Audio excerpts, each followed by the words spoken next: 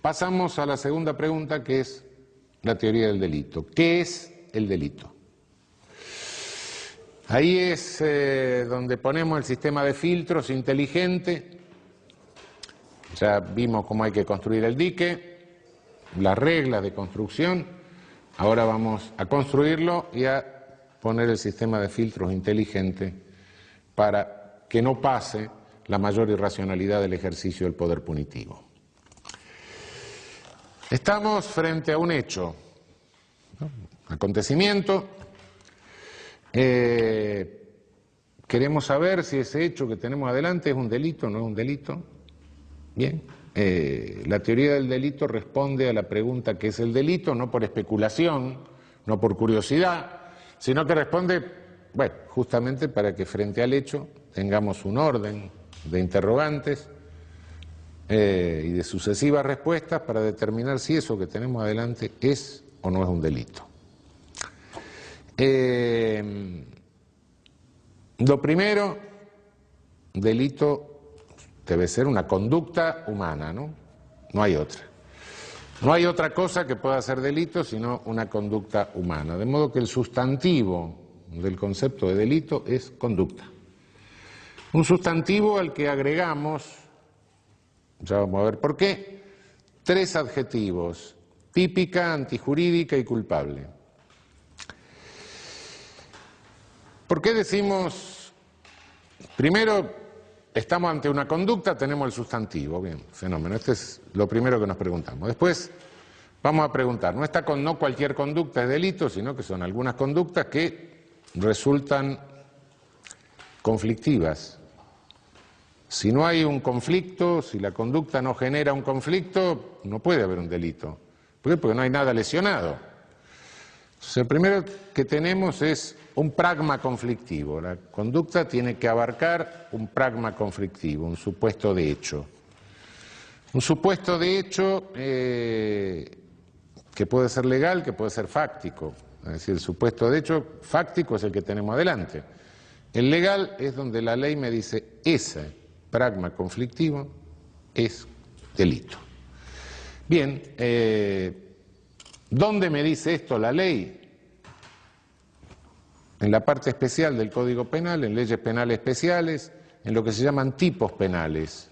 Tipos penales. Es decir, el que mate a otro, el que se apodere de una cosa mueble total o parcialmente ajena, esos son los tipos penales.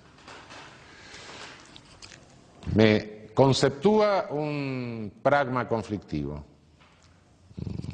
un tipo, un supuesto de hecho legal, que aplico al supuesto de hecho concreto que tengo adelante, supuesto de hecho fáctico, y en consecuencia de esa comparación deduzco que la conducta se adecua al tipo, es típica. Por ser típica resulta violatoria de una norma que está antepuesta al tipo, una norma que se deduce del tipo.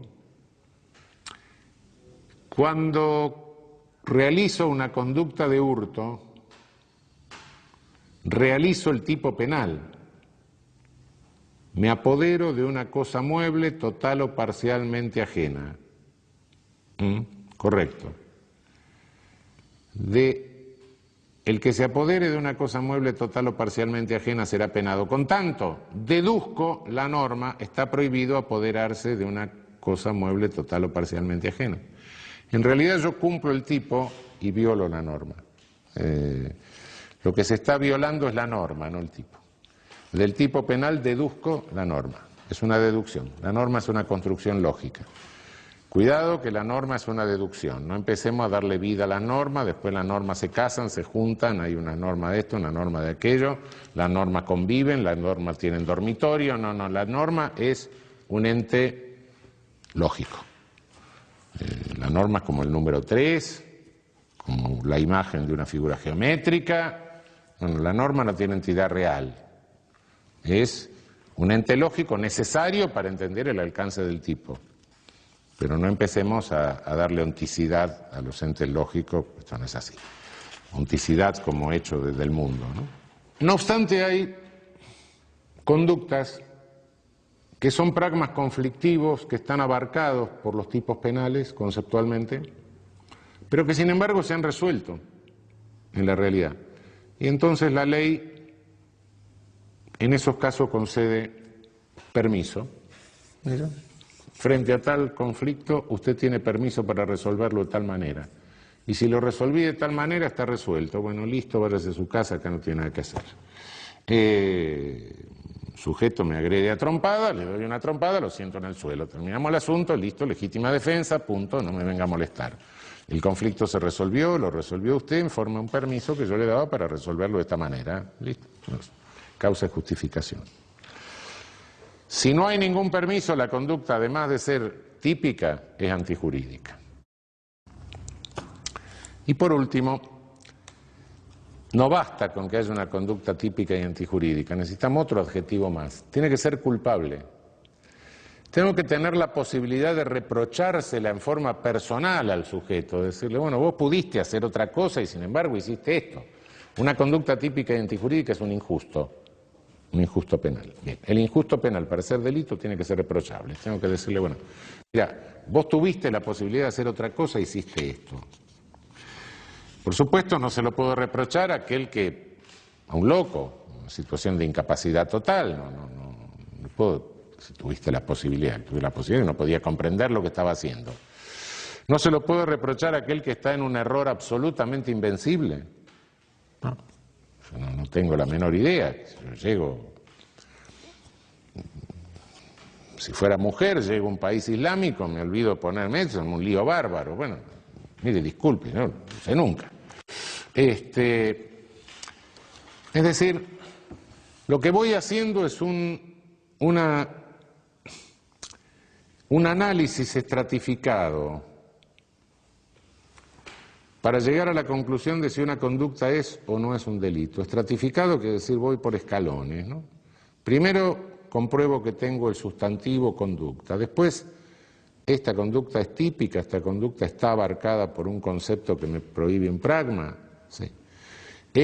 No hay ningún permiso que me diga, bueno, usted puede resolver este conflicto de tal manera y se lo resolvió así, listo. No, es antijurídica. Después se lo puedo reprochar personalmente, entonces recién en ese caso sí tengo el delito. Son categorías, pero cuidado, lo estratificado no es el delito, ¿eh? El delito es una única cosa, lo estratificado es el análisis. Cuando yo defino a la cebra como un caballo rayado, no es que la cebra sea un caballo más unas rayas, no, ese es mi análisis, la cebra es la cebra, el delito también, lo mismo. Por otra parte, estas categorías que estoy manejando, tipicidad, antijuridicidad, culpabilidad, sí son jurídicas, pero no dejan de ser categorías que son tomadas de alguna manera de la vida común y corriente, de la interrelación y de los valores que manejamos en la vida común y corriente. Yo creo que a ninguna persona racional se le ocurriría que se puede penar a un epiléptico en crisis por lo que haya hecho durante la crisis. Bueno, a veces, si en una reunión de café llega alguien y dice, mire, fulano, qué mal tipo, ¿qué es? Mengano había salido una infidelidad matrimonial y la mujer lo llama a él para ver si había estado con él y lo niega. Podía haber hecho otra cosa, ¿no? Bueno. Llega fulano, ¿qué hiciste? No es que lo negué, en el momento me puse tan nervioso, me tragué la prótesis dental, no pude hablar. Bueno, no hay conducta, claro. O dice, bueno, no, lo que pasa es que yo no sabía nada, me llamó y me preguntó, ¿lo vio mi marido? No lo vi. Bueno, error invencible de tipo, sí, no está abarcado por lo conflictivo porque no tuvo intención de realizar eso, ¿no? O bueno, tenía a mi suegra y a mi mujer al lado, no podía mentir, estado de necesidad justificante. O el sujeto dice, no, yo dije eso porque a mí me puso Dios en este mundo para cuidar la fidelidad matrimonial. Bueno, nos paramos todos y nos vamos, está loco. Bueno, son categorías de la vida de interrelación lo que estamos manejando, ¿no? No crean que es algo tan esotérico, ¿no? Más esotérica es la elaboración que hacemos, pero bueno, en realidad las categorías son categorías que están tomadas de la vida común y corriente en alguna medida. Bien, primero el sustantivo. Tenemos la conducta. Conducta, ¿para qué exigimos este sustantivo? Porque tenemos que dar eficacia a un principio básico que se deriva de la Constitución. Nullum crimen sine conducta. No hay delito si no hay una conducta.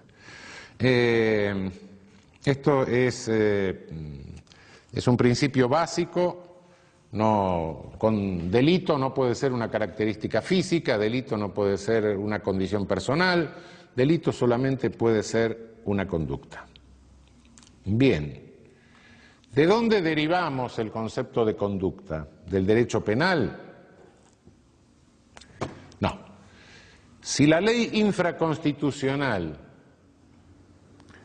fuese la fuente del concepto de conducta, nos habríamos encerrado en la jaula de los leones, porque justamente el concepto de conducta tiene que ser impuesto a la ley infraconstitucional. La ley infraconstitucional no me puede decir que el color de los ojos o el color de la piel sea una conducta. No, eso no puede decir. Eso no lo puede decir porque la Constitución me dice otra cosa. Entonces el concepto de conducta lo tengo que ir a buscar básicamente en la Constitución, en el principio nullum crimen sine conducta. Conducta humana, sí, conducta humana, por supuesto. Entonces, el ser humano no es una construcción jurídica. Algunos se confunden, dicen, sí, es una construcción jurídica, porque fíjese, no sé cuándo está alguien muerto o vivo, con esta cosa que se ha complicado últimamente. Ante el muerto era el muerto, el cadáver podrido, pero ahora no sabemos exactamente. Entonces resulta que como el límite lo tiene que fijar el derecho, el concepto de ser humano me lo da el derecho. No, pare.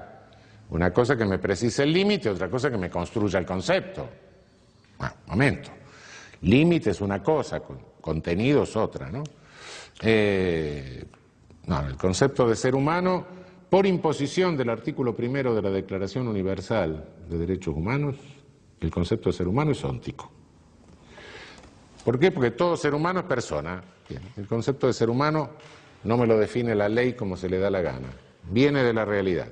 Un ser humano, punto. Puede haber una precisión jurídica, una limitación jurídica, pero el concepto es de carácter óntico. ¿Cómo elaboramos el concepto de conducta? Hay un concepto óntico de conducta, de ser humano sí lo tenemos, ahora de conducta humana. No hay. No hay porque la conducta humana es un límite de complejidad. Lo más complejo que conocemos es la conducta del ser humano. No hay ningún concepto de conducta que sea válido para todas las ciencias, universalmente válido, no. Cada ciencia procura de los datos ónticos de la conducta lo que le interesa para su conocimiento.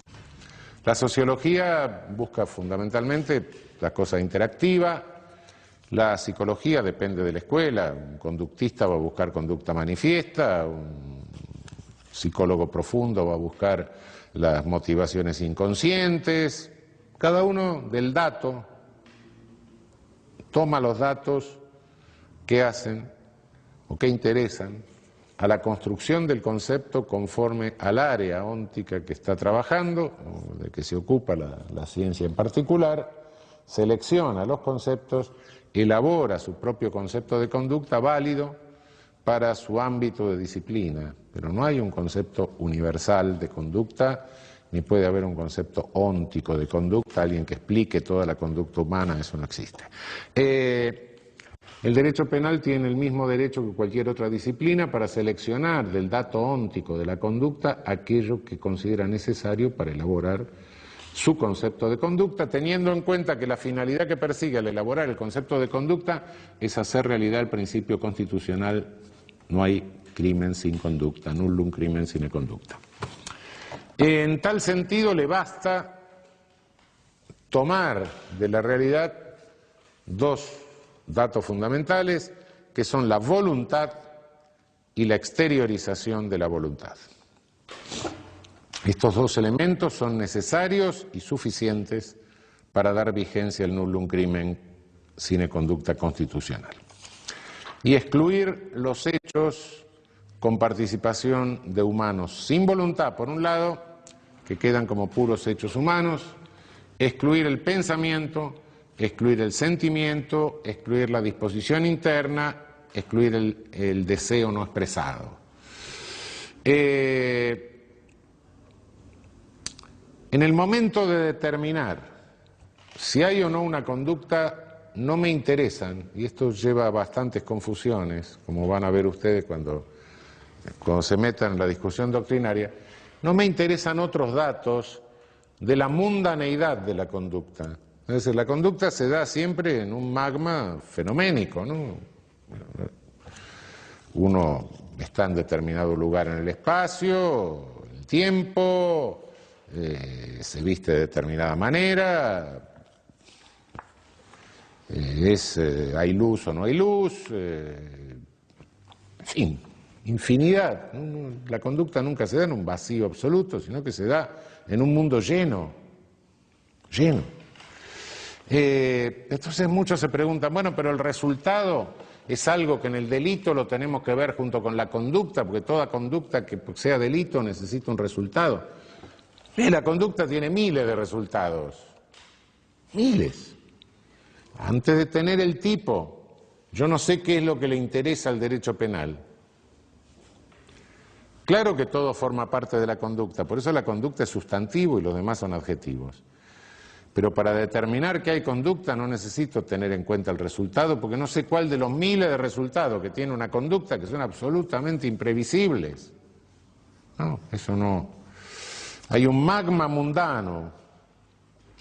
Eso hasta que no tenga el tipo que me diga, no, mire, a mí me interesa para saber si hay un pragma conflictivo, a qué hora fue, de qué modo, por qué medio, cuál era el vínculo con el otro. Bueno, eso le interesa, eso lo puedo saber recién cuando llego al requisito a establecer el adjetivo de tipicidad. Antes, no lo sé. Los datos reales estos datos no son relevantes para el concepto mismo de conducta elaborado para materializar el nullum crimen sine conducta. Eso está claro.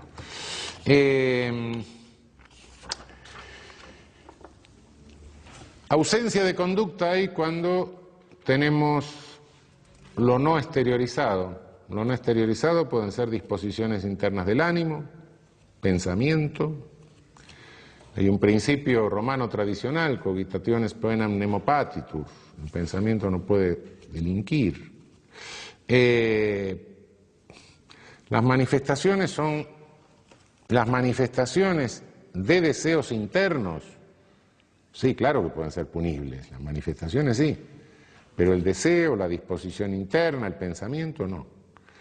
El pensamiento y lo interno lo podemos o bien saber por manifestación o bien inferirlo. Lo que está prohibido es inferirlo. La manifestación, claro, yo puedo odiar a un sujeto. Está prohibido que me condenen por inferir que odio al sujeto.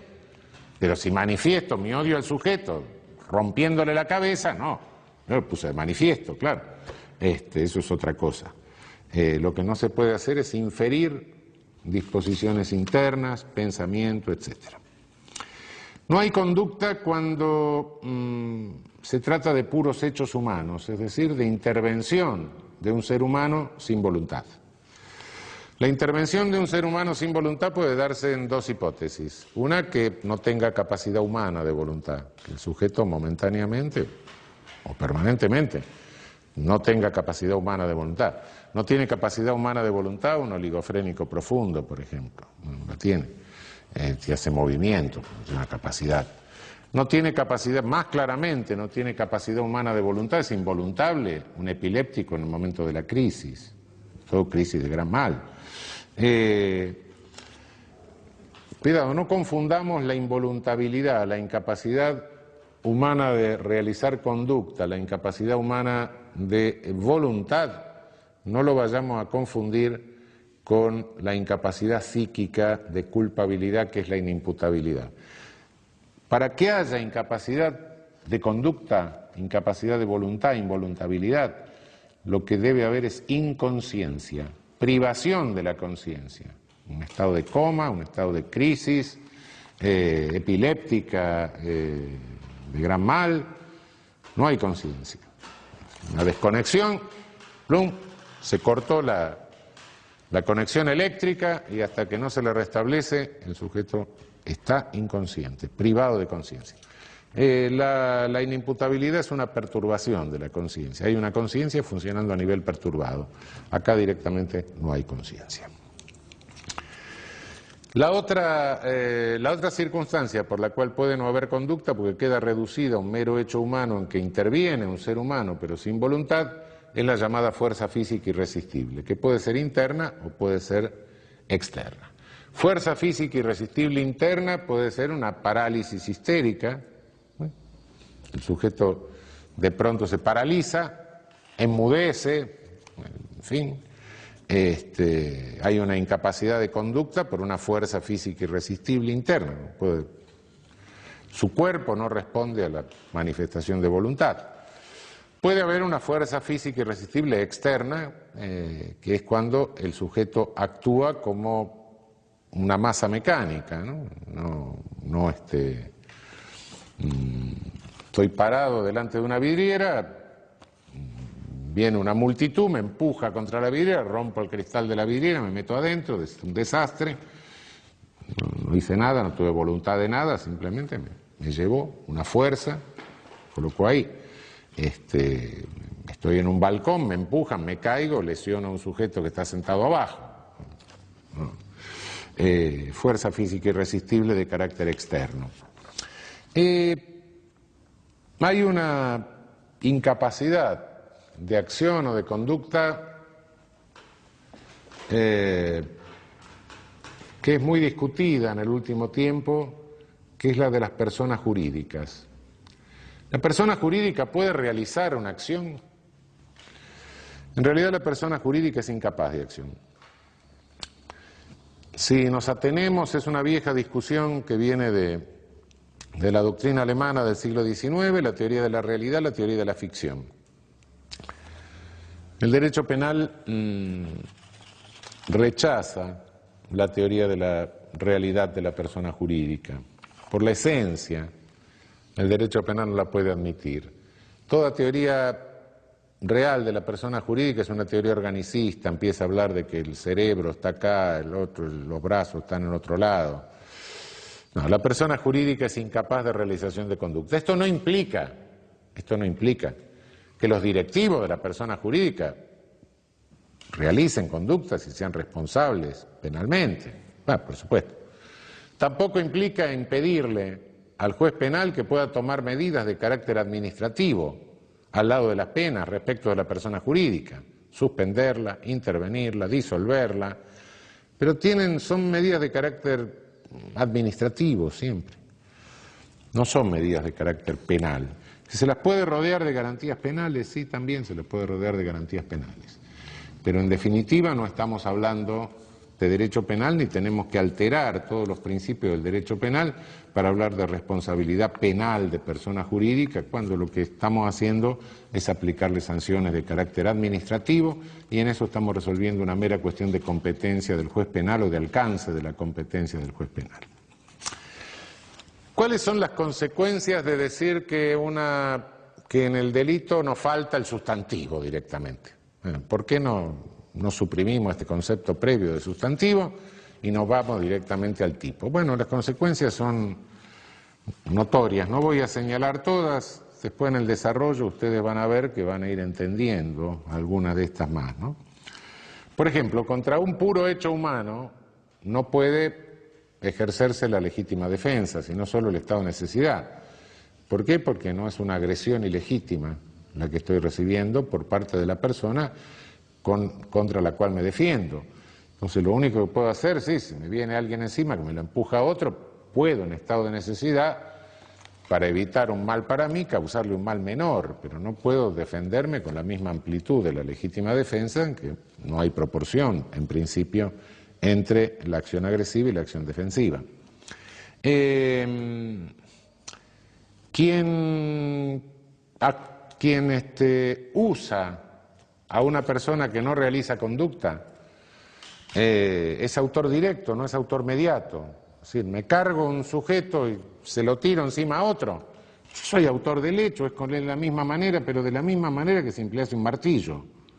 O si le tirase una bolsa cargada de ladrillos. Es lo mismo. Hay tipos que exigen intervención de 2, 3 más personas, etcétera. Tipos plurisubjetivos. En el caso de los tipos plurisubjetivos, no puedo contar como una intervención más la de una persona que no realiza conducta. Es decir, eso tengo que contar la de las personas que realizan conductas.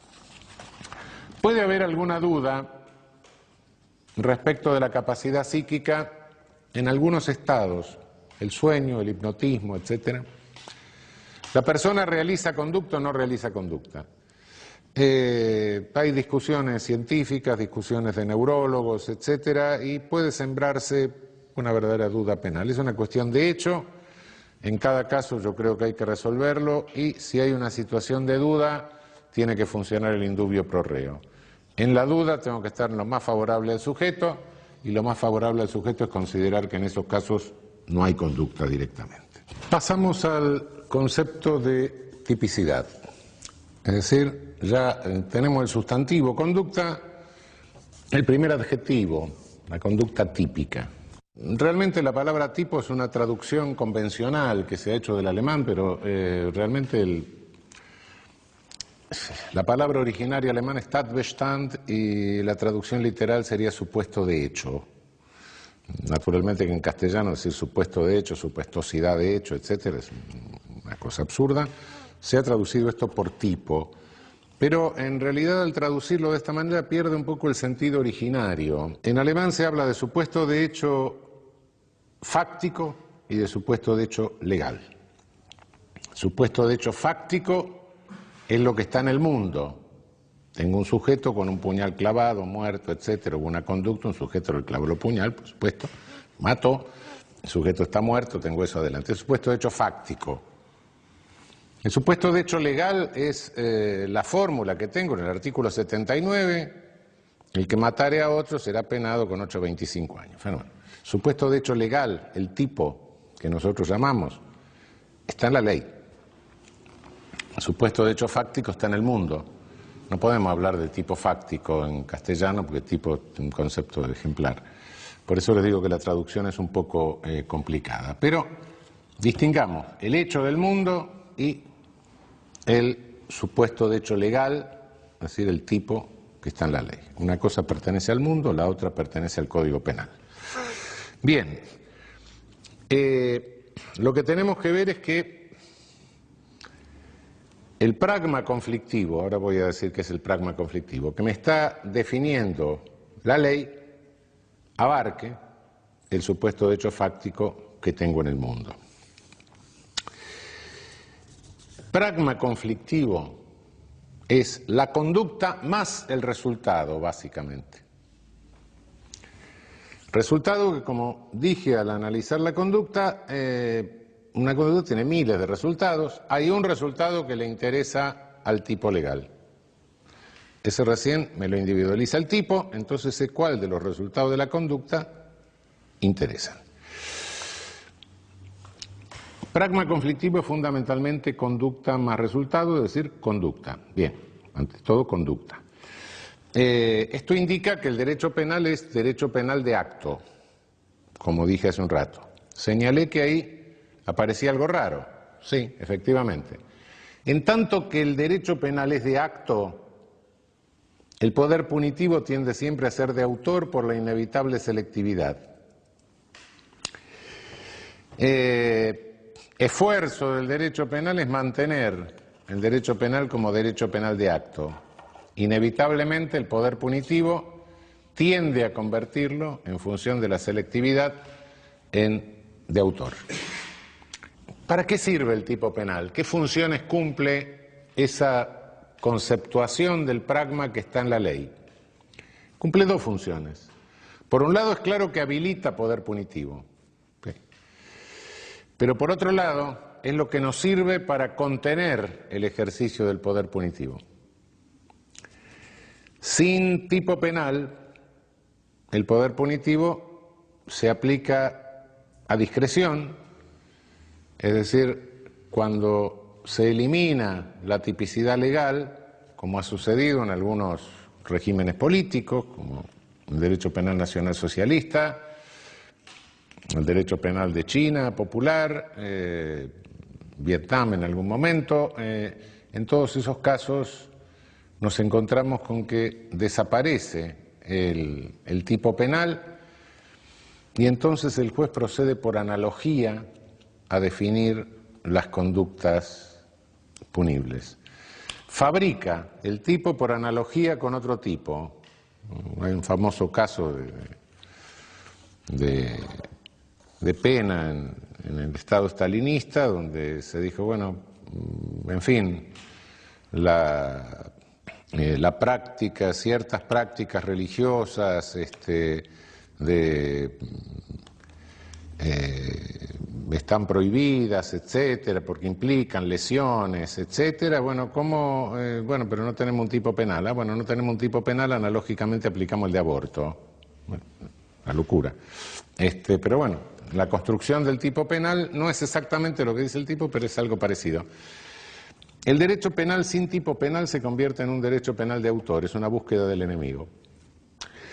Y en la búsqueda del enemigo el juez deja de ser juez y se convierte en policía.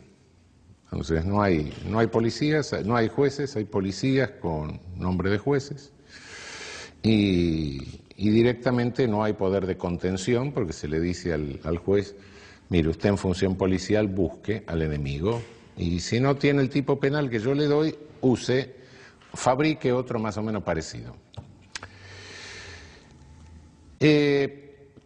Esto en nuestro derecho no tiene ninguna vigencia, no puede tener ningún valor, de modo que nosotros tenemos un sistema de tipos legales, no tenemos sistema de tipos judiciales, y por ende podemos entender que el tipo es el tipo legal es la fórmula legal necesaria tanto para habilitar el ejercicio formal del poder punitivo como para también contenerlo mediante la limitación valorativa del campo de lo prohibido.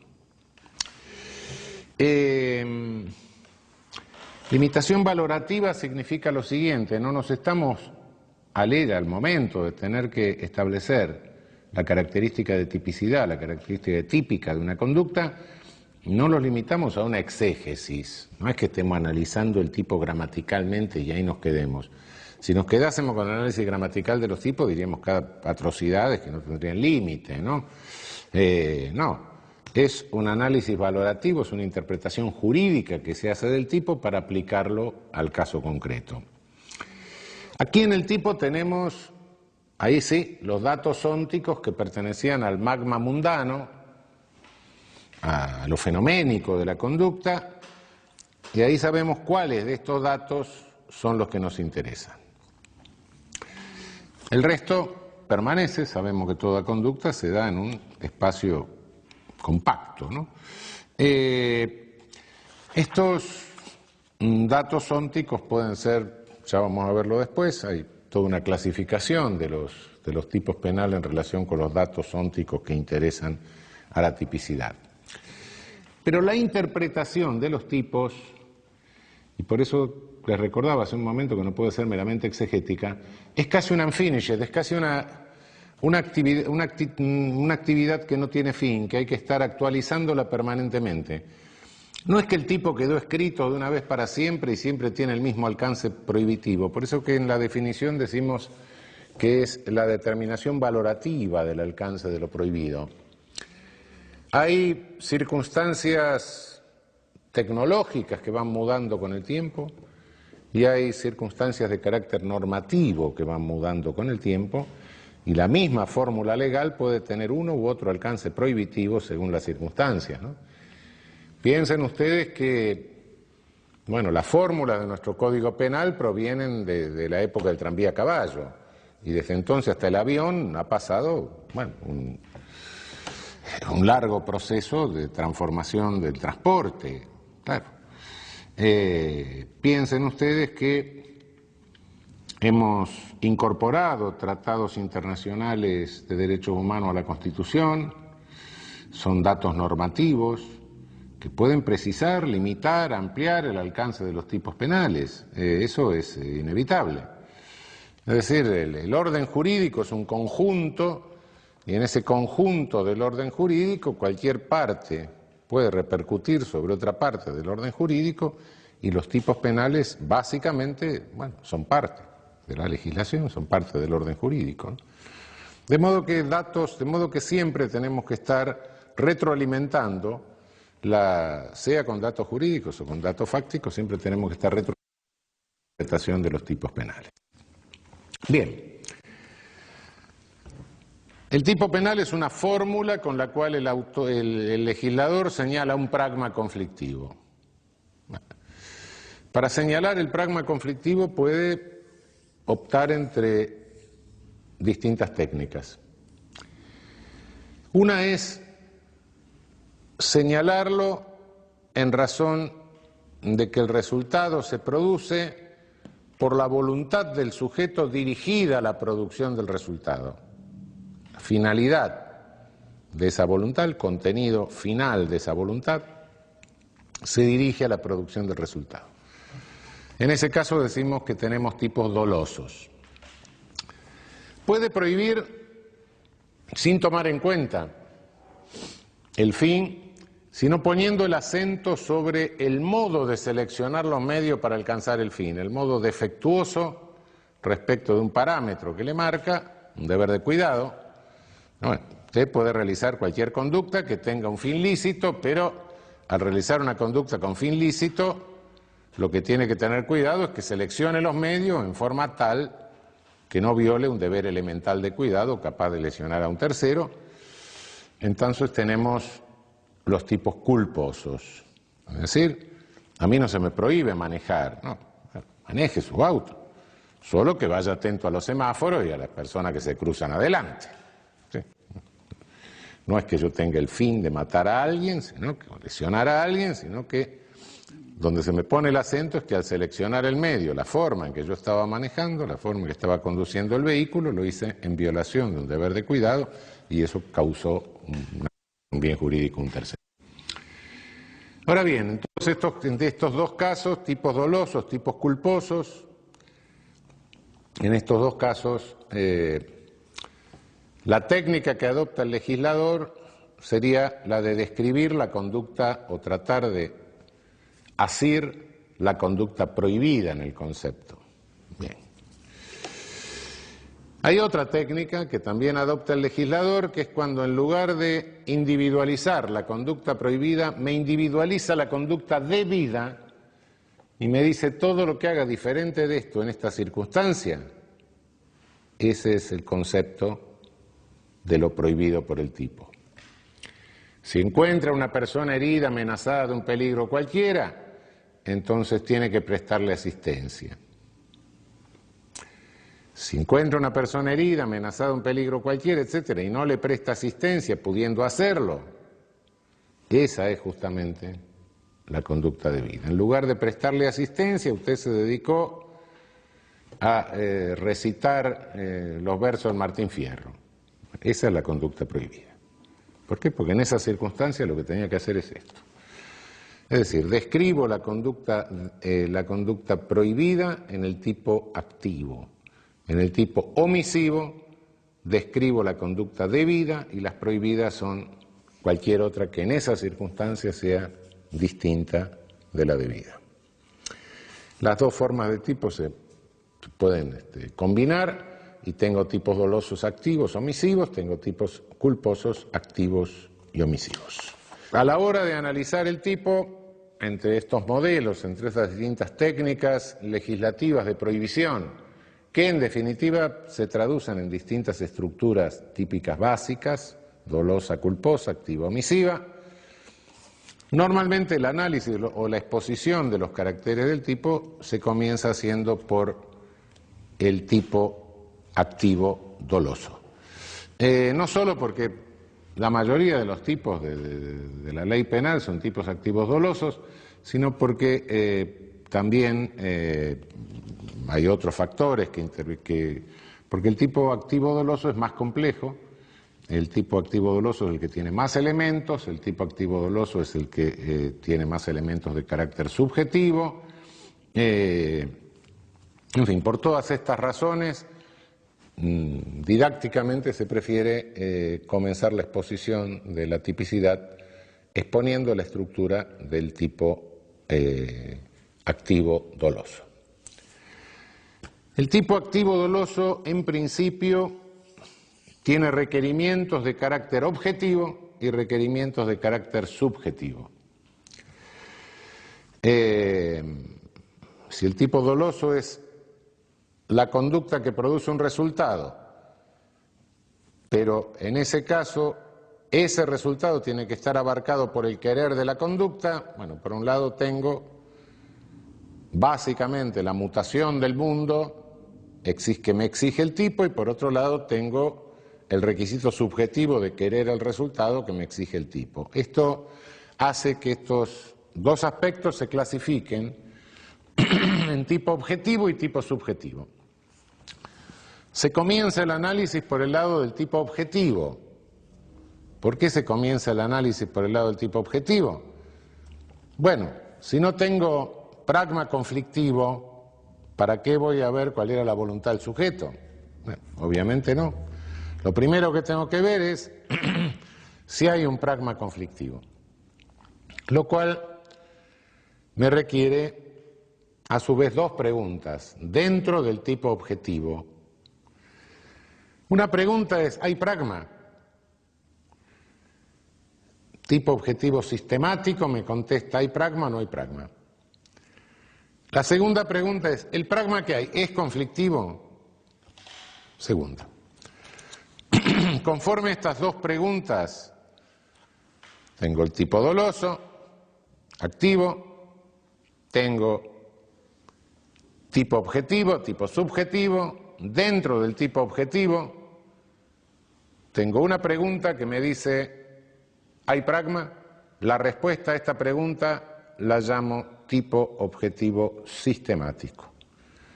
Segunda pregunta dentro del tipo objetivo, ¿el pragma es conflictivo? Tipo objetivo conglobante. Bien. El tipo objetivo sistemático requiere una cantidad de elementos. Primero, que la exteriorización de la conducta sea la que está en el tipo, que haya un resultado. Por resultado entendemos una mutación en el mundo. Algunos hablan de resultado físico. Yo prefiero no hablar de resultado físico porque si se habla de resultado físico va a haber un resultado jurídico, ¿no? Guarda. Mutación del mundo, un resultado siempre físico. Entre esa conducta y el resultado tiene que haber un nexo causal. Sí.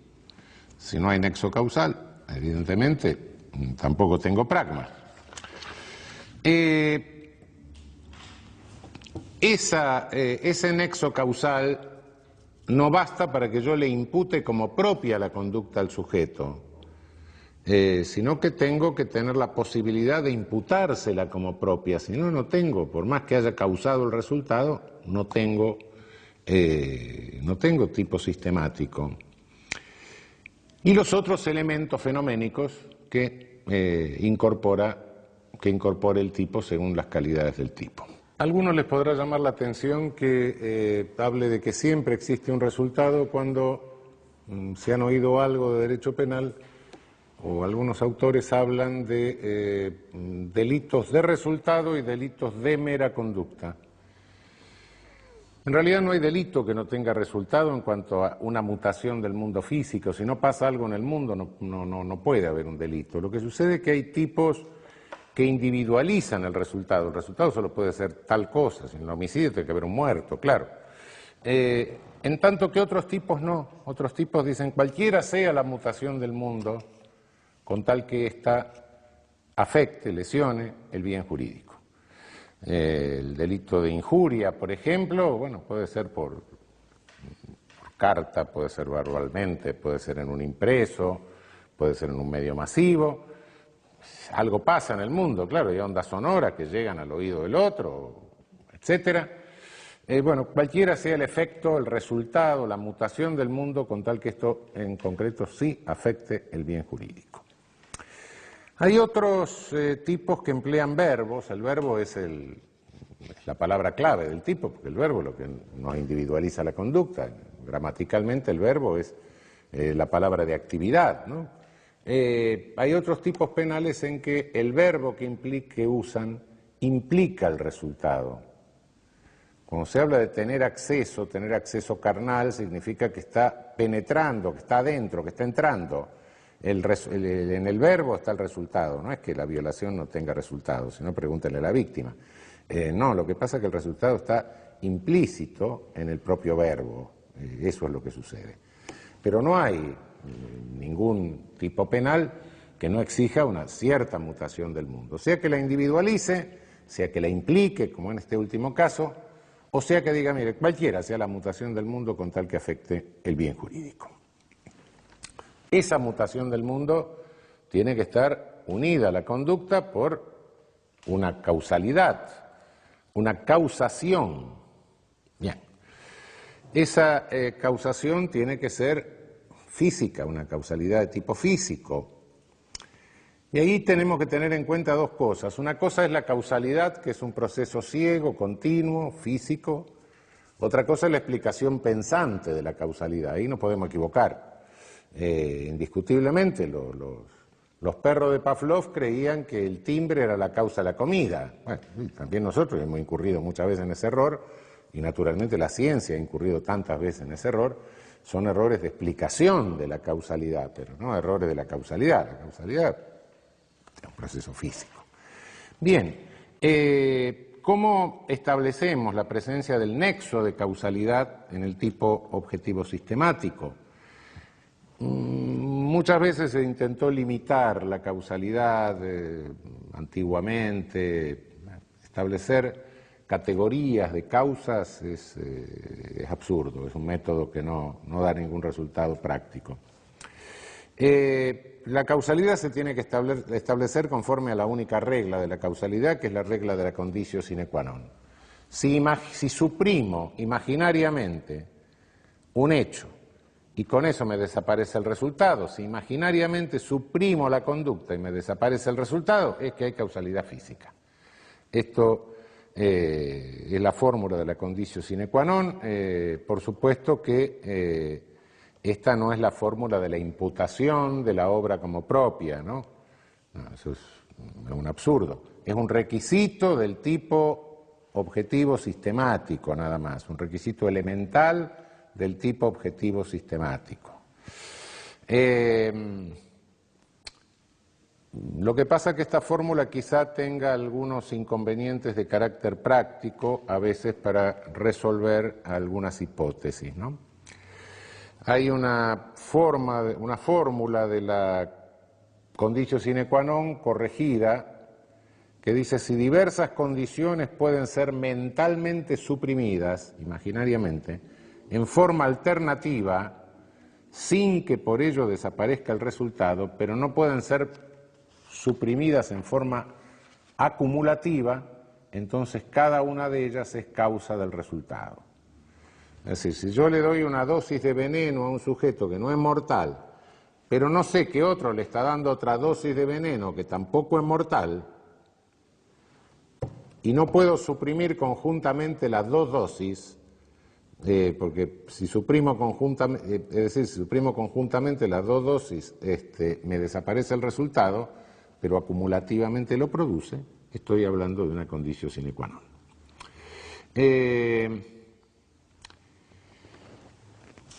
Insisto, causación es una cosa, después vamos a ver lo que es la atribución del hecho como propio, como otra exigencia del tipo objetivo sistemático. El tipo objetivo sistemático se compone además con todos los otros elementos que el tipo me requiere, cada tipo puede requerirme del magma mundano, ¿no? de lo fenoménico. Hay infinidad de razones, hay clasificaciones de los tipos que provienen justamente de estas exigencias que tienen los distintos tipos. Esto ha dado lugar a algo que se llama la parte general de la parte especial. Bueno, la parte general de la parte especial, la parte general del derecho penal. Pero bueno, son criterios de clasificación de los tipos en razón de exigencias coyunturales de cada tipo. Hay tipos, así se habla de tipos de formulación casuística o circunstanciados y tipos de formulación libres, según que contengan referencias fenoménicas a la conducta, circunstancia de tiempo, lugar, modo, ocasión, medio, etc. Tipos unisubsistentes y plurisubsistentes, según que la conducta no pueda dividirse en actos parciales o que pueda dividirse en varios actos parciales. Tipos independientes y subordinados, según que el concepto de tipo esté completo en el mismo tipo o que tenga que remitirse a otro tipo. Tipos instantáneos y permanentes o continuos, según que tengan un momento consumativo o que tengan un momento consumativo a partir del cual se genera un estado consumativo que se mantiene en el tiempo, el secuestro, por ejemplo, ¿no? Que sostiene el autor en el tiempo, no tenemos que confundir con tipos de resultado permanentes, es otra cosa, el más permanente de todos los delitos es el homicidio, naturalmente, porque el sujeto no va a resucitar, pero no es un delito permanente porque no es un estado que lo esté sosteniendo el sujeto activo. En el secuestro el estado consumativo lo sostiene el sujeto activo en el tiempo. Delicta propia y delicta comunia. La delicta propia es aquella que requiere, son aquellos tipos que requieren características particulares en el sujeto activo, que sea el padre, que sea el cónyuge, etcétera, que sea funcionario público. Y delicta comunia aquella que la puede cometer cualquiera, el homicidio simple lo puede cometer cualquiera, el hurto lo puede cometer cualquiera, etcétera. Tipos básicos y tipos calificados agravados o tipos privilegiados. Tipo básico es aquel hurto simple, tipo calificado agravado, el hurto calificado, el abigeato, por ejemplo, el hurto campestre. Tipos privilegiados hay pocos en nuestro código. Nuestro código tiene muy pocos tipos atenuados. Hay algo en la extorsión, hay algunos, pero son muy pocos, porque Rodolfo Moreno había tenido una prudencia muy grande, puso mínimos bajos, con lo cual se cargó todos los tipos privilegiados de la legislación penal comparada de su tiempo. Ahora, como nuestro inteligente legislador fue subiendo todos los mínimos, ahora nos encontramos con que no tenemos tipos privilegiados y tenemos mínimos altos. Pero bueno, incoherencias legislativas. Bien, dejé hace un momento abierta una condición del tipo objetivo sistemático. No hay un espacio conflictivo, que es lo que espacio conflictivo, digo. No hay pragma si el resultado no se le puede imputar como propio al sujeto activo. Es decir, no hay pragma si no tengo un autor o no tengo un cómplice. No hay pragma si no tengo un agente. Y para tener un agente debo poder imputarle ese resultado al agente y no con la mera causación. No. Con la mera causación no tengo límite, ¿no? Creo que era Binding que decía con la mera causación le vamos a imputar al carpintero el adulterio, al carpintero que hizo la cama. No, eso no. Y si no, en definitiva sería Adán y Eva o el mono, no sé, pero serían responsables de todos los delitos. No, la imputación no puede basarse, hay una condición que es la causación, sí, pero el criterio imputativo tiene que ser otro. ¿cuándo hay un autor? ¿Cuándo existe un autor? Existe un autor cuando existe un dominio del hecho. Y para que exista un dominio del hecho tiene que existir una posibilidad de dominio del hecho. Dominio del hecho es que yo tenga la rienda, el señorío del hecho, que en cualquier momento que yo retire o interrumpa mi conducta, el hecho se pare. Es decir, dominio del hecho es el que tiene en la mano el sí y el cómo del hecho. Y para tener en la mano el sí y el cómo del hecho tengo que averiguar si hubo dolo, claro. Pero antes de averiguar si hubo dolo tengo que saber si el hecho era dominable. Pues si no era dominable, ¿para qué me voy a preguntar si el sujeto tuvo el dominio del hecho? Nadie puede dominar algo que no es dominable. Bien, dominabilidad en el tipo objetivo. Si hay dominio lo veremos en el subjetivo, pero ahí tiene que estar el aspecto subjetivo. Pero dominabilidad, eso está en el aspecto objetivo. Un hecho que no es dominable. Un hecho que no es dominable. ¿Por qué? Porque en el actual estado de la ciencia y de la técnica nadie lo puede dominar. Yo no puedo dominar la lluvia, no puedo dominar la caída de los rayos, no lo puedo dominar. Puedo tomar precauciones, pero no dominarlo. No puedo provocar una cosa, provocar la otra. En ese caso nadie puede dominar el hecho. El hecho directamente no es dominable y por ende me está faltando la tipicidad objetiva sistemática. El famoso ejemplo que se pone siempre, el sujeto que manda al tío al medio de la tormenta para ver si lo mata un rayo y lo hereda, y entonces dice, anda, que con el agua de lluvia te hace bien, te hace crecer el pelo, y lo manda al monte. Bueno, no hay dominabilidad, no hay posibilidad de dominar el hecho. Es un deseo que tiene el sujeto no está dominando el hecho. Si lo mata un rayo es por una casualidad, pero no es porque él esté dominando el hecho.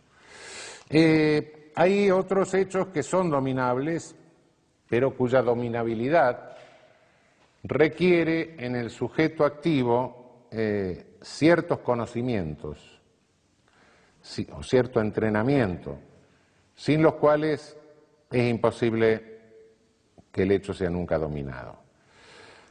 Estos conocimientos, este entrenamiento son características objetivas del sujeto activo. Cuidado, características objetivas. Que yo sea ingeniero, que yo sea biólogo, que yo sea médico, que tenga por ende los conocimientos del ingeniero, del biólogo, del médico, es un dato objetivo. Después lo subjetivo, vamos a ver si yo usé esos conocimientos, es otra cosa. Pero que los tenga, si los tengo y el fenómeno es dominable con esos conocimientos, perfecto. Si no los tengo una computadora y la señora que limpia y es analfabeta me tira café arriba de la computadora y no sé lo que hace, por casualidad me metí en la computadora de la NASA. Eso no es dominable. No es dominable porque a la persona le están faltando los conocimientos, el entrenamiento básico para hacer eso.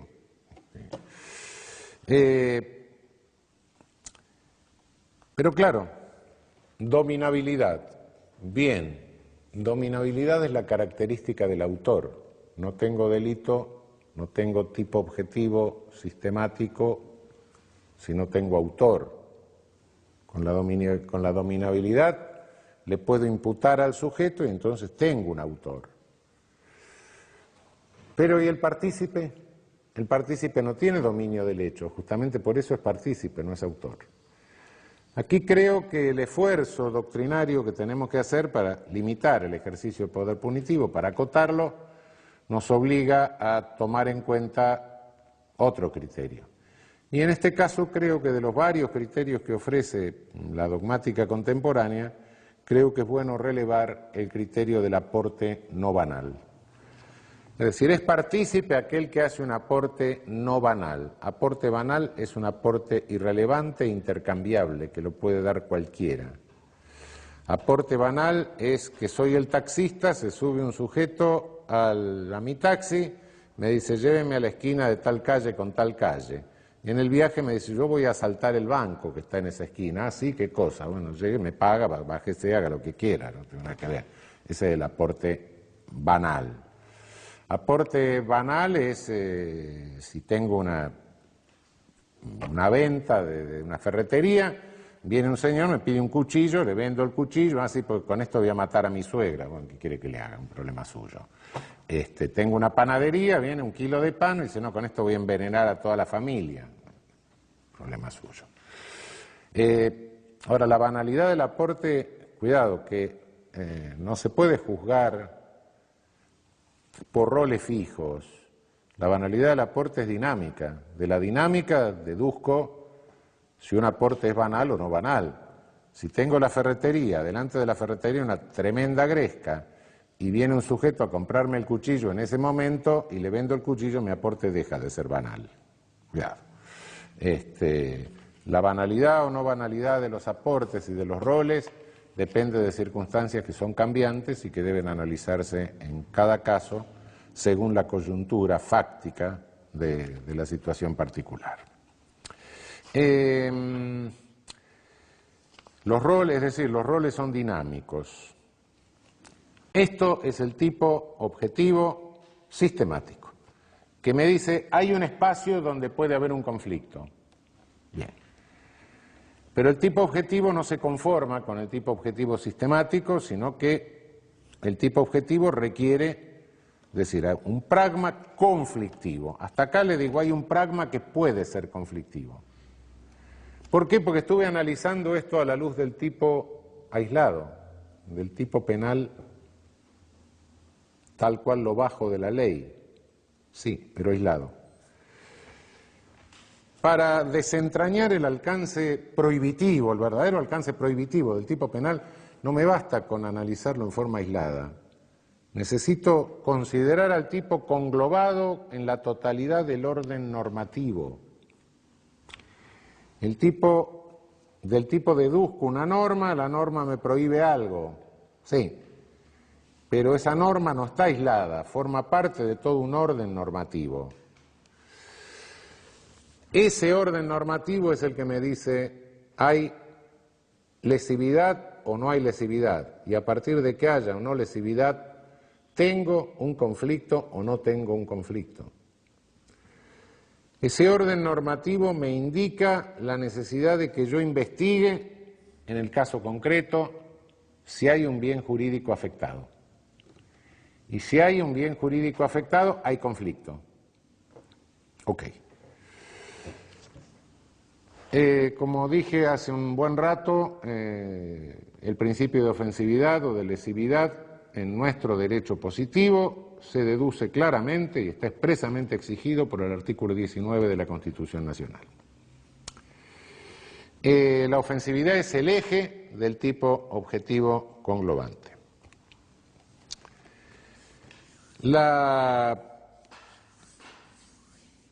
norma que se deduce del tipo cumple una función valorante y cumple una función determinante. Se dirige a un sujeto para determinar la conducta, es cierto, pero también se dirige a los que interpretamos el tipo para valorar la conducta. No es que haya una norma determinante, una norma valorante, no. Hay una norma que tiene dos funciones.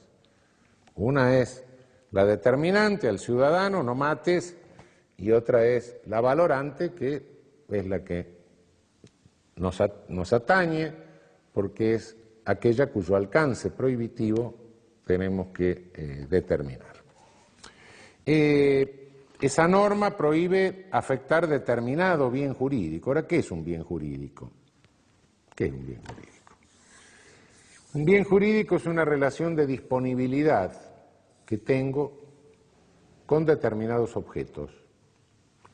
La vida, el honor, etcétera, no es que no los pueda lesionar, yo puedo disponer. Lo que no se me puede hacer es lesionarme mi posibilidad de disponer. Por esencia el bien jurídico es disposición, disponibilidad. Mi relación es una relación de disponibilidad. yo dispongo de mi honor. Si yo quiero ir a hacer una confesión pública de pecado, la hago. Nadie me lo puede prohibir. Lo que no pueden hacerme es imputarme conductas deshonrosas, un tercero. Eso es otra cosa. Claro, pues bueno, pero ¿cómo? Bienes jurídicos disponibles, entonces el Estado es disponible, la vida es disponible. Wait a minute, un momento. Esto... Porque generalmente se habla de que hay bienes jurídicos disponibles y no disponibles. No, la esencia del bien jurídico es la disponibilidad. ¿Qué se entiende por disponibilidad en un Estado social de derecho? Se entiende posibilidad de uso, utilizar el objeto para autorrealizarnos, para llegar a ser lo que elegimos ser dentro del espacio democrático del Estado. Bien. ¿Y estamos usando al Estado? Sí, claro que lo estamos usando, por supuesto.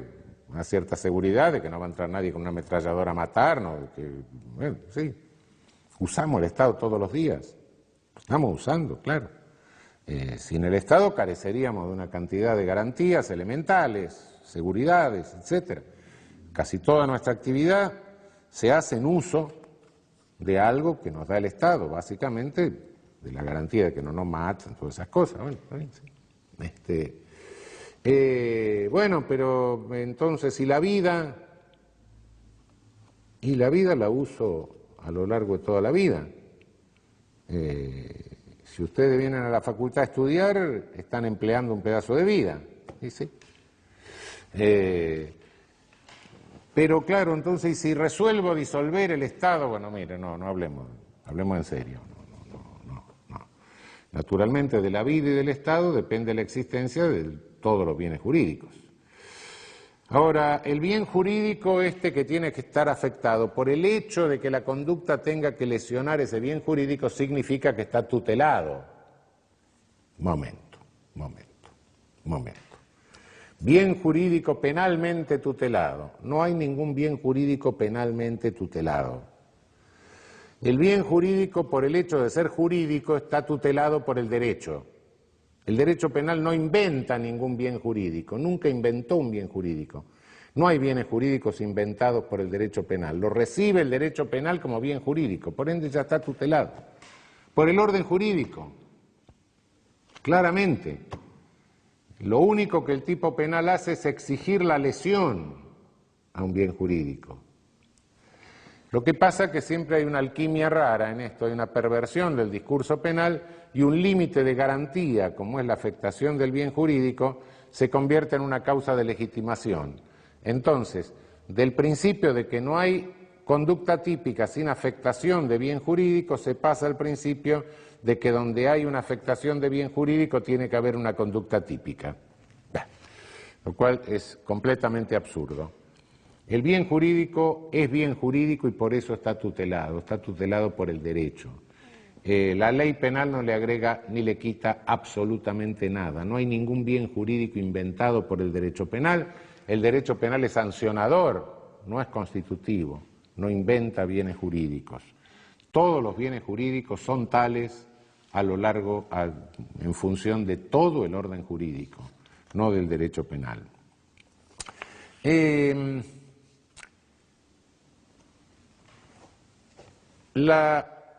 ¿Se puede erigir la moral en bien jurídico? No, justamente en función del artículo 19. No se puede. No se puede por las razones que dije antes, porque el artículo 19 es columna, es pilar central jurídico de nuestra Constitución, es lo que nos da la pauta de que todo nuestro derecho es intrascendente de la persona humana, de que no podemos poner el derecho argentino al servicio de ningún ídolo transpersonal. Por esa razón no se puede, la moral privada me refiero naturalmente, bueno, la llamada moral pública sí, un sentimiento de pudor público, etcétera, pero la moral privada no, de ninguna manera, de ninguna manera. Yo puedo poner un cartel en la calle diciendo, o invitar a mi vecino a decirle, mire, venga señor, traiga factura y mate y así viene usted a ver lo que yo hago en la cama con mi mujer. Tengo todo el derecho a hacerlo y el vecino a venir. Lo que no puedo hacer, por muy santo que sea el matrimonio, como decía Carrara, es sacar la cama a la calle. No, eso no. Pero si otro quiere venir a ver, un problema mío y de él, nada más. Es imposible que ahí se meta el señor Estado. Bien jurídico que tiene que estar afectado. ¿Afectado qué significa? Afectado por lesión, es decir, interrumpida la relación de disponibilidad, o afectado por peligro. Peligro que se ha intentado clasificar en peligro concreto y peligro abstracto. Hay muchas maneras de tratar de destruir el concepto de afectación del bien jurídico como límite contentor del poder punitivo del Estado. Uno de ellos ha sido inventar el peligro abstracto. El peligro es peligro, punto. Y si no hay peligro, no hay peligro. Pero se ha dicho no, porque hay tipos que presumen el peligro.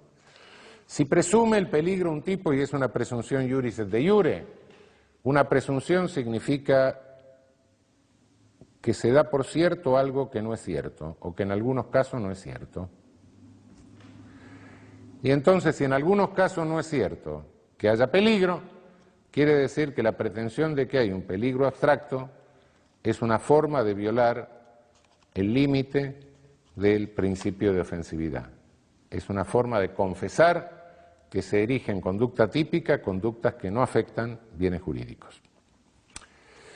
No, bueno, pero no es eso el peligro abstracto. El peligro abstracto es cuando hay un peligro de peligro. En la tentativa habría un peligro de peligro de peligro. Entonces, ya republicando eso, todas las conductas serían peligrosas. Otra interpretación del llamado peligro abstracto que tiende a eliminar esta garantía, este límite.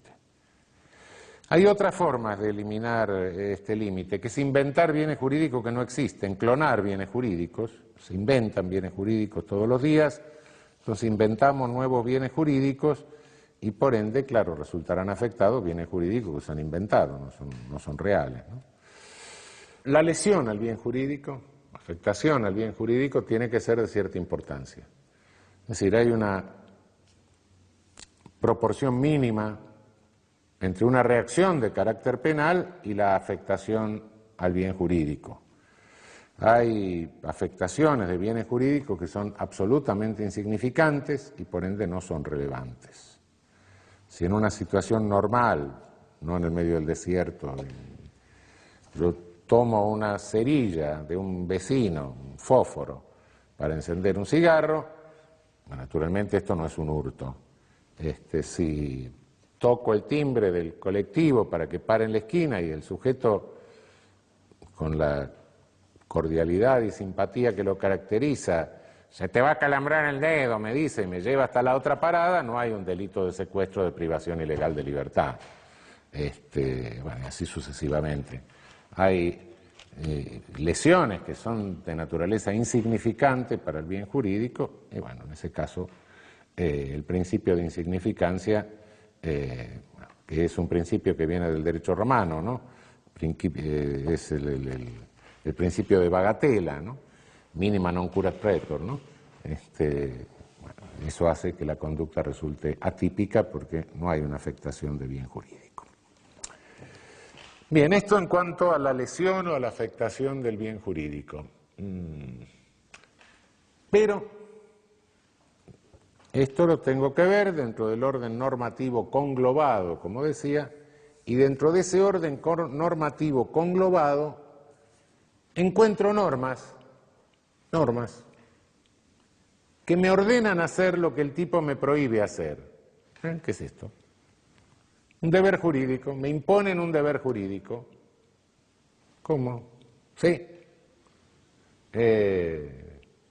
Soy el oficial de justicia, tengo que ir y apoderarme de una cosa mueble ajena. Bueno, tengo que secuestrar, por la escuela secuestro. ¿Qué cosa? Fíjese. Entonces, ¿qué pasa? Soy soldado, tengo que matar. Sí. La guerra, queda otra. ¿Cómo se entiende esto? En el tipo objetivo conglobante, Las normas, tengo que entender que el orden normativo es un orden, no es un caos. Aunque el legislador a veces parece un ciego en una pinacoteca, pero de alguna manera, cuando la interpretación que tenemos que hacer para ofrecerle al Poder Judicial un sistema de solución coherente, es decir, no, mire, hay normas que recortan otras directamente. Entonces el cumplimiento de deber jurídico no es ningún permiso, no es ninguna causa de justificación. No, el cumplimiento de deber jurídico es realmente un recorte a la norma prohibitiva. Las normas tengo que interpretarlas como que se reconocen entre ellas y se limitan. Cuando hay un deber jurídico, la conducta no puede ser típica. ¿Por qué? Porque esa norma que me impone ese deber jurídico y que me prohíbe incumplirlo es la norma que está recortando a la norma que deduzco del tipo. Esto en el caso del cumplimiento de un deber jurídico me parece claro, no está tan claro en la doctrina. Hay quienes sostienen que en caso de que colisionen estas normas hay una situación de inculpabilidad. Yo no creo que haya ninguna situación de inculpabilidad. El principio republicano de gobierno me está exigiendo que en cada circunstancia yo sepa lo que es debido. Sí. Y entonces, bueno, puedo tener alguna confusión, puedo equivocarme acerca de la jerarquía de deberes, eso es otra cosa. Pero en cada circunstancia el derecho me debe decir qué es lo que debo hacer y no decirme hace esto y no hagas esto al mismo tiempo, porque entonces me vuelvo loco. No puede haber un orden normativo. ¿Para qué sirve el derecho? ¿Para decir cualquier cosa? No. Evidentemente siempre hay un deber que es preponderante. ¿Puedo equivocarme? Sí, puedo equivocarme. En tal caso, según que mi error sea vencible o invencible, será un problema de culpabilidad ver si mi conducta fue delictiva o no fue delictiva. Ahora bien, en el orden jurídico, además, en el orden normativo, además, encuentro normas que no me imponen un deber, pero que fomentan la realización de una conducta. Ahí también aparece una contradicción. No puede ser que el orden jurídico esté fomentando lo que al mismo tiempo está prohibiendo. Clara, sin lugar a dudas, es la actividad médica, por ejemplo, la actividad médica terapéutica me refiero, la actividad médica tratante. Hay un claro fomento de la actividad médica en todo sentido, por supuesto, un derecho a la salud, en fin. Sí, normativamente lo verifico. Entonces, nunca una lesión quirúrgica como parte de una actividad médica tratante puede configurar un delito de lesiones. No lo puede configurar. Bueno, pero entonces si al sujeto le han practicado una intervención quirúrgica contra su voluntad, en última instancia, lo que podrá haber será un delito contra la libertad. Depende. Secuestran a un sujeto contra su voluntad, lo meten dentro de un hospital para sacarle el apéndice, bueno, qué sé yo. Ahora puede haber un delito contra la libertad, pero delito de lesiones no. Y no porque es una actividad que está totalmente fomentada, completamente fomentada. No sucede lo mismo respecto de las lesiones quirúrgicas que no tienen fin terapéutico. Las lesiones quirúrgicas de carácter meramente estético, por ejemplo, requieren un consentimiento muy expreso, muy específico, y ahí sí, si alguien toma a alguien en la calle, lo encierra dentro de un hospital para achicarle la nariz, naturalmente que sí, va a ser un delito de lesión. Lo mismo podemos decir respecto de la actividad deportiva.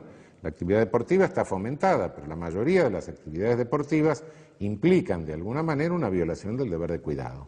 No una lesión, salvo el boxeo, que es una lesión leve, pero además no una lesión, pero sí una violación del deber de cuidado. Opera ahí el consentimiento, sí es cierto, pero con consentimiento y todo podría sostenerse una responsabilidad, una autoría culposa en algunos casos. De cualquier manera, esto hay que excluirlo por el fomento de la actividad, ¿no? Bien, tipo objetivo sistemático, hay un pragma, tipo objetivo conglobante, el pragma es conflictivo, tengo completo el aspecto objetivo del tipo doloso activo. Me queda el aspecto subjetivo. Aspecto subjetivo del tipo doloso activo. Como dijimos, es doloso, ¿por qué? Porque persigue el fin productor del resultado. Entonces, dolo es la voluntad realizadora del tipo guiada por el conocimiento de los elementos del tipo sistemático. Yo tengo que conocer los elementos del tipo sistemático para poder querer el resultado. Puede haber conocimiento sin finalidad, pero finalidad sin conocimiento no. No me puedo proponer ese fin si no conozco esos elementos. Entonces, los elementos del tipo objetivo sistemático deben estar en mi conciencia. ¿Hasta qué punto tengo que pensar en ellos en el momento de actuar? Es relativo. Hay elementos que son copensados. En el momento de tener un acceso carnal con la víctima, no estoy pensando en la edad de la víctima ni en la partida de nacimiento, pero no puedo dejar de copensarlo. Ese es el grado de actualización, el grado de efectividad. En cada caso veremos lo que se requiere para poder decir que el sujeto tenía la finalidad, ¿no?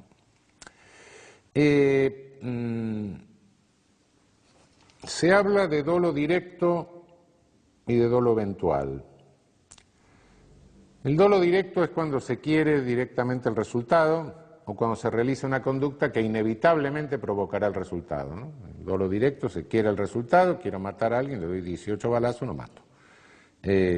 Dolo directo de consecuencias necesarias, quiero matar a alguien que está en un avión, tiro el avión abajo, un misilazo al avión, claro, mato a todos los demás pasajeros del avión, bueno, sí, consecuencia necesaria. Dolo eventual es cuando el agente se representa la posibilidad de producción del resultado, pero a mi juicio está encubriendo una voluntad real de producción del resultado bajo la apariencia de una falsa e infundada esperanza. Es el sujeto que se representa lo que va a pasar, pero dice, pero no va a pasar. Entonces apuesta con otro a pasar semáforos en rojo durante 10 cuadras, no pasa nada. O dice, bueno, vamos a hacer una apuesta que yo puedo recorrer 5 kilómetros de la Panamericana a contramano, total no va a pasar nada. Infundadamente cree que no va a pasar nada. En definitiva, lo que está es ocultando, encubriendo una verdadera voluntad realizadora. Realmente el dolo eventual ha traído serios problemas porque se confunde con la culpa con representación. Después vamos a ver qué es la culpa con representación. Yo creo que la posibilidad de confusión se da solamente cuando hay dominabilidad, cuando el fenómeno se podía dominar, y cuando cualquier observador tercero diría que hay un plan, diría que hay un programa. Pero bueno, eso es, lo vamos a ver mejor con la culpa. Respecto del dolo, como toda disposición interna y toda voluntad interna, se infiere, no queda otra. O el sujeto lo dice o lo inferimos. No podemos generar presunciones iuris et de iure, porque entonces sí estamos generando un dolo que no existe. Las viejas presunciones de dolo de los códigos penales han desaparecido. Inferimos de la conducta que hubo o que no hubo voluntad realizadora. Pero eso, como todo fenómeno interno, es una inferencia. Naturalmente pueden abrir ustedes cualquier expediente, encontrar una cantidad de defensas donde se dice, no, lo que pasa es que el sujeto no quería, ¿cómo no quería? Pegó 5 balazos. Bueno, no, porque se le escapó en ráfaga. Estaba con el cuchillo así, vino y se clavó. No. Obviamente esto es una cuestión de prueba, es una cuestión de inferencia, y todas las tentativas de limitar el dolo a conocimientos, a meros conocimientos, no son más que formas de reverdecer hoy la vieja presunción de dolo que desapareció del Código. ¿Qué es lo que puede excluir el dolo? Cuando tenemos una tipicidad objetiva, no tenemos la subjetiva. ¿Qué puede excluir el dolo? El error. El error puede ser vencible o invencible. Error vencible es aquel que poniendo la normal diligencia uno se da cuenta. Error invencible es aquel que por más que uno ponga la normal diligencia no se da cuenta. En el caso del error que excluye el dolo, que se llama error de tipo, sea vencible o invencible, el error de tipo siempre excluye el dolo. Lo único que nos interesa si es vencible es porque eventualmente, y si existe un tipo culposo, el error vencible de tipo puede dar lugar a una tipicidad culposa. Pero la dolosa la excluye sea vencible o sea invencible, porque no hay dolo. Es decir, yo salgo de un restaurante, están los abrigos colgados en la puerta del restaurante, acá no los ponen porque se llevarían los abrigos todo el mundo, pero hay países donde esto se hace, entonces llega uno y tomo mi abrigo resulta que es marrón, me llevo un abrigo verde. Es insensato. Bueno, si es vencible o invencible, me llevé el abrigo equivocado, me lo llevé por error. Si mi error era vencible o invencible, no importa en este caso, porque no hay figura de hurto culposo.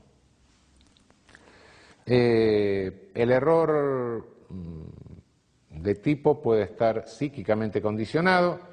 Puedo ser un esquizofrénico que no reconozco lo que está pasando en el mundo y creo que lo que tengo adelante es un árbol, lo que tengo adelante es una persona, le doy un hachazo.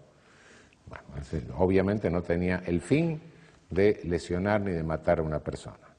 Hay errores de tipos que recaen sobre distintos elementos típicos. Aquí hay una clasificación de distintas circunstancias.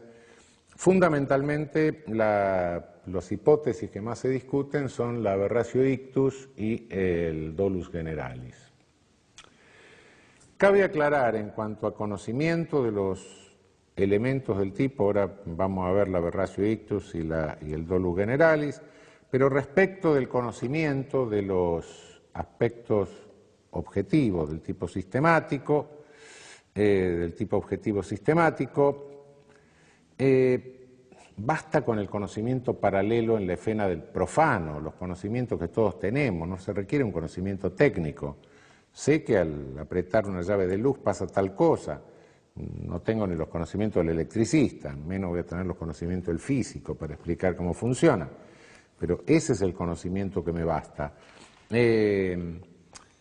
También hay un problema en cuanto al conocimiento de los aspectos del tipo objetivo sistemático, porque hay elementos valorables, hay elementos que son del mundo físico y hay elementos que son del mundo jurídico. Esto muchos lo niegan porque dicen, bueno, casi todos los elementos del mundo físico también están delimitados jurídicamente.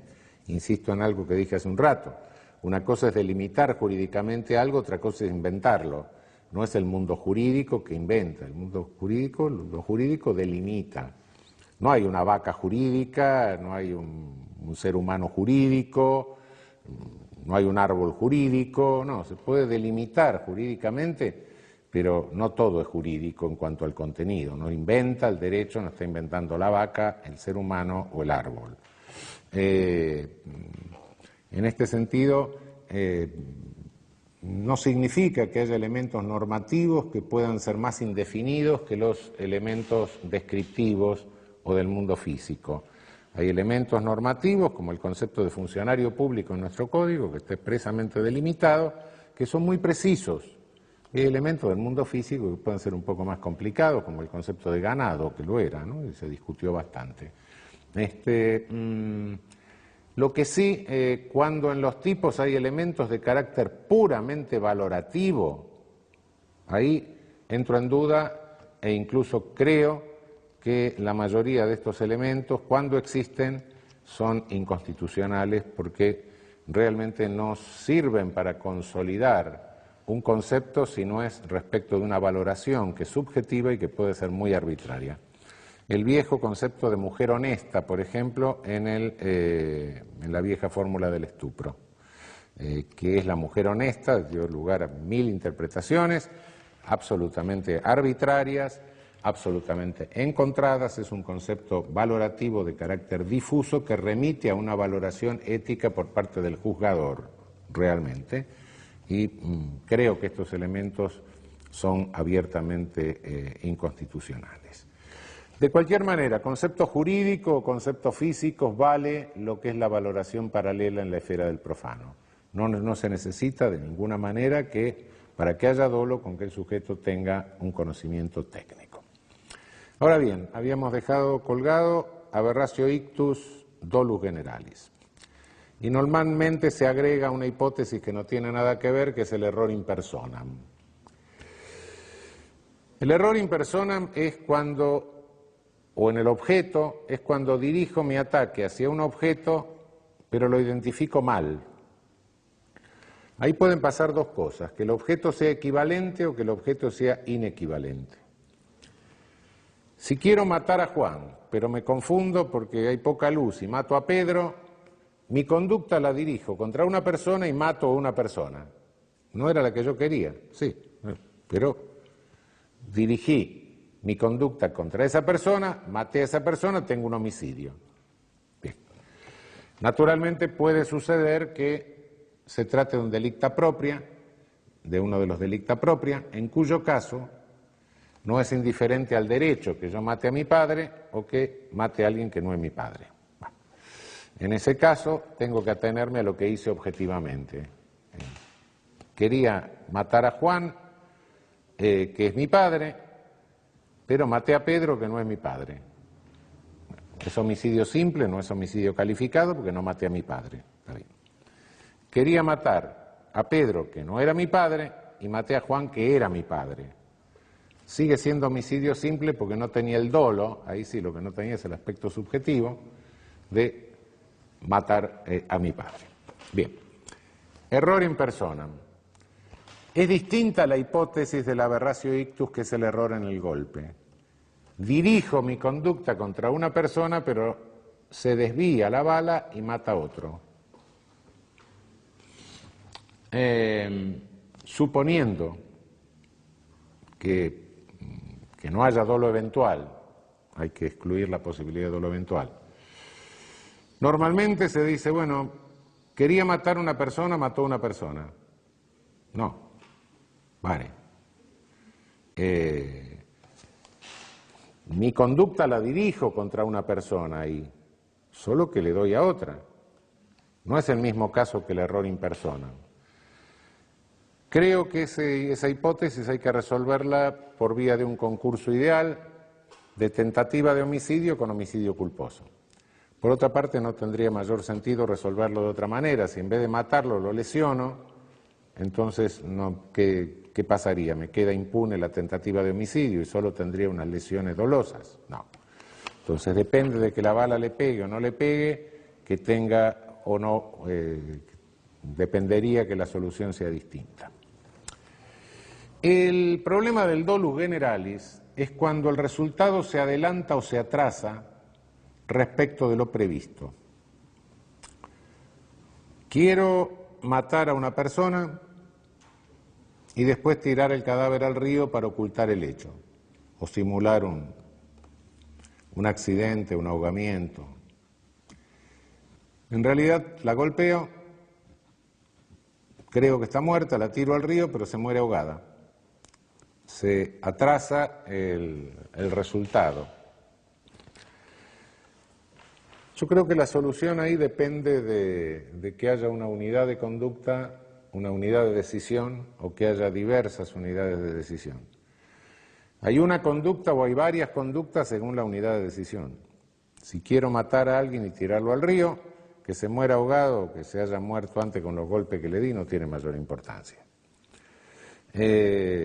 Si tengo dos conductas, si me peleé con alguien y creí que estaba muerto, y en ese momento entonces hago un segundo plan de tirarlo al río, eso es otra cosa. Ahí dividí la conducta. Ónticamente no puedo decir que haya una única conducta. Cuando hay una única conducta que se atrase o se adelante el resultado, es indiferente. Pero cuando hay dos conductas, tengo dos conductas, y entonces no me queda otra que tener en cuenta un concurso real. No hay otra solución desde el punto de vista jurídico. Estos son los casos donde se plantean mayores dificultades. Con esto cerraríamos el dolo, es decir, el tipo subjetivo doloso, elemento nuclear del tipo subjetivo doloso es el dolo. Sin embargo, hay tipos que tienen en su aspecto subjetivo una estructura asimétrica. El aspecto subjetivo está hipertrofiado en relación al tipo objetivo. El tipo subjetivo es más grande que el tipo objetivo. No abarca solo el dolo, sino algunos elementos subjetivos distintos del dolo. Estos elementos subjetivos distintos del dolo se llaman elementos de tendencia trascendente, en algunos casos, y elementos de tendencia interna peculiar o de ánimo en otros. Elementos de tendencia interna trascendente son todos aquellos tipos cuando dice el que con el fin de, el que hiciera tal cosa con el objeto de, el que hiciera tal cosa para, el que matara a otro para ocultar tal cosa o para consumar otro delito, no porque por es un motivo, el motivo va a la culpabilidad. El que es para, las ultrafinalidades, digamos. El dolo llega hasta obtener el resultado que quiero, pero el tipo tiene en cuenta en aquellos casos donde la voluntad no solo llega a causar el resultado, sino que para otra cosa. Estos son delitos de tendencia interna trascendente, elementos subjetivos internos trascendentes o de ultrafinalidad. Tipos con elementos de tendencia interna peculiar o de ánimo, estos son otros. Normalmente los elementos de ánimo hay que manejarlos con mucho cuidado. Los elementos de ánimo son en general elementos peligrosos, porque normalmente en el derecho penal autoritario se toman en cuenta para privilegiar la conducta de los amigos, todo lo que los amigos hacen es broma, y no la de los enemigos. Nuestro código contiene elementos de ánimo o de tendencia interna peculiar, pero no los usa para ampliar el ámbito de lo punitivo, sino para reducirlo. En ese caso son constitucionales. Por ejemplo, el hurto calamitoso. No basta con que objetivamente yo cometa un hurto cuando la víctima, cuando el sujeto pasivo se encuentra ante una desgracia, ante una calamidad. No. Es necesario que yo me aproveche de esa calamidad, y el aprovecharse de la calamidad es un elemento de ánimo.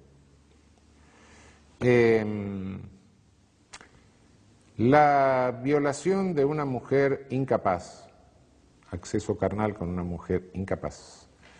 Si nosotros no incluyésemos un elemento de ánimo, estaríamos condenando a toda mujer débil mental, por ejemplo, con cierta debilidad mental marcada, la estaríamos condenando a privarse absolutamente de relaciones sexuales. Cada sujeto que se le acerque estaría el señor Estado con un garrote, cuando en realidad puede haber otro que más o menos sea más o menos débil mental como ella y tenga ganas de tener relaciones sexuales y ella también. Y nada hay por el cual el Estado estaríamos haciendo una cosa de carácter directamente genocida, de carácter eugénico, digamos, una cosa de esa naturaleza. Es una barbaridad. No, lo que penamos no es nada más que la relación, sino el aprovecharse de la situación de inferioridad de la mujer. Hay la alevosía. La alevosía no es objetivamente matar a una persona indefensa y nada más. No. La alevosía es matar a una persona indefensa aprovechándose de la indefensión de la persona, de la ventaja que me da la indefensión de la persona. Si no, imagínense que un homicidio piadoso, bueno, sería un homicidio alevoso, pero el homicidio piadoso es un homicidio, pero no es alevoso. No es alevoso porque no me estoy aprovechando del pariente, del familiar, que me está pidiendo que ponga fin a su sufrimiento, que estoy viendo. No, y está indefenso, está en la cama, defenso, claro, pero no es un homicidio alevoso. No existe el ánimo de aprovecharse de la situación de indefensión del sujeto. De modo que en estos casos donde el elemento subjetivo de ánimo, la tendencia interna peculiar, no está usada para ampliar el ámbito de lo prohibido, son casos en que los elementos subjetivos de ánimo son constitucionales. Hay algunos elementos subjetivos de ánimo muy particulares, fundamentalmente la habitualidad y la profesionalidad. Son elementos subjetivos de ánimo importantes. Se duda mucho, se dice, bueno, no, cuando la habitualidad requiere reiteración. Yo diría que la reiteración crea una presunción de habitualidad, pero no es que la habitualidad requiera reiteración. El curanderismo, por ejemplo, no es que cualquier vecina le aconseje a otra o le recete para otra, le diga, a mí estas gotas que me dieron para el hígado son buenas, y ni siquiera que eso lo haga una vez a la semana, no. Pero una persona que instala un consultorio, pone un aviso, empieza a recibir gente, aunque haga un primer hecho, todo ese armazón me está indicando que emprende una conducta que es habitual.